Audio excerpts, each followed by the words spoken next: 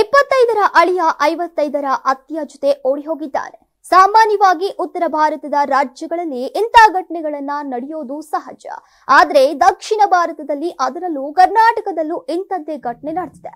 ಮದುವೆಯಾದ 15ನೇ ದಿನಕ್ಕೆ ಪತಿ ಅಮ್ಮನ ಮೋಸ ನವ ವಿವಾಹಿತೆ ಜೀವನವನ್ನ ಹಾಳು ಮಾಡಿದೆ.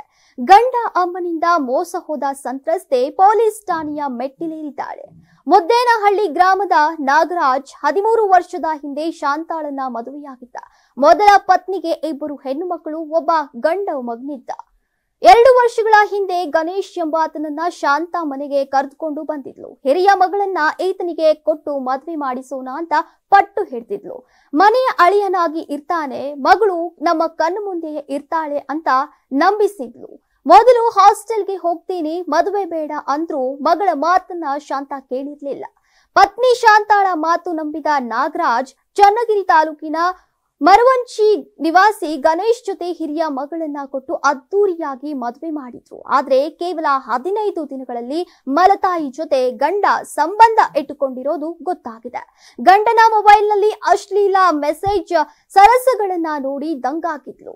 ಮಗಳು ತಕ್ಷಣವೇ ತಂದೆಗೆ ವಿಷಯವನ್ನ ತಿಳಿಸಿದ್ದಾಳೆ. ಎಲ್ಲಾ ಮೆಸೇಜ್ ಫೋಟೋಗಳನ್ನ ತಂದೆಗೆ ಫಾರ್ವರ್ಡ್ ಮಾಡಿದ್ದಾಳೆ. ಅಳಿಯ ಗಣೇಶ್ ಪತ್ನಿ ಶಾಂತಾಳ ನೀಚ ಕೃತ್ಯ ಕಂಡು ನಾಗರಾಜ್ ಶಾಕ್ ಆಗಿದ್ರು.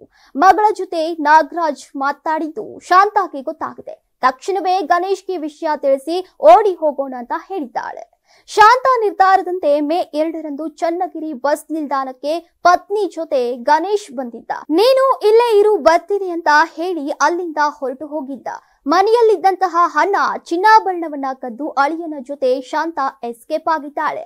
ಚನ್ನಗಿರಿ ಪೊಲೀಸ್ ಠಾಣೆಯಲ್ಲಿ ಪ್ರಕರಣ ದಾಖಲಾಗಿದೆ. ಅಳಿಯ ಅತ್ತಿಯ ಈ ಅಕ್ರಮ ಸಂಬಂಧದ ಸುದ್ದಿ ಈಗ ಇಡೀ ಕರ್ನಾಟಕದಲ್ಲಿ ಚರ್ಚೆಗೆ ಕಾರಣವಾಗಿದೆ.